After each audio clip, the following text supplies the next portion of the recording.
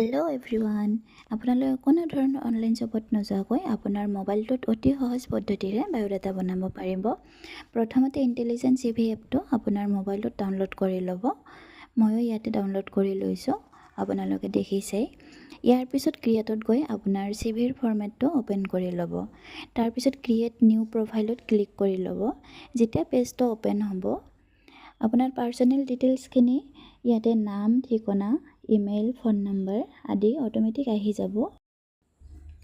এইখিনি কোনো ধৰণৰ ভুল নোহোৱাকৈ ফিল আপ কৰি দিব।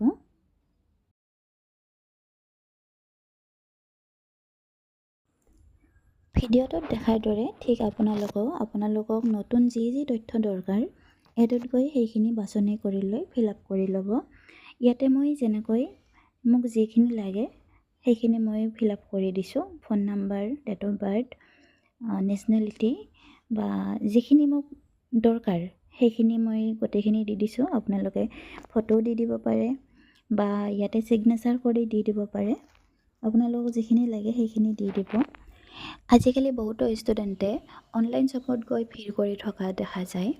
এখন বায়'ডাটা বনাবৰ কাৰণে সিহঁতে গোটেই দিনটো অপেক্ষা কৰিব লগা হয়। গতিকে অতি সহজ পদ্ধতিৰে বহুত সুন্দৰভাৱে ডিচিপ্লিনভাৱে আমাৰ এইটো এপে CV এখন উপস্থাপন কৰি দিয়ে। গোটেইখিনি তথ্য ফিল আপ কৰাৰ পিছত আমি ল'ব লাগিব ছিগনেচাৰটো ইয়াতো কৰিব পাৰিব বা বেলেগ এখন কাগজত আগতীয়াকৈ ছিগনেচাৰ কৰি ফটো আপলোড কৰিলেও হ'ব। মই ইয়াতে ছিগনেচাৰটো আগতেই কৰি থৈছোঁ, কেৱল ফটোটোহে আপলোড কৰি দিছোঁ।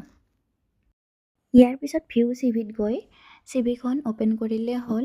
আকৌ যদি কিবা লাগতিয়াল আছে আপোনালোকে ইয়াতো এড কৰিব পাৰিব।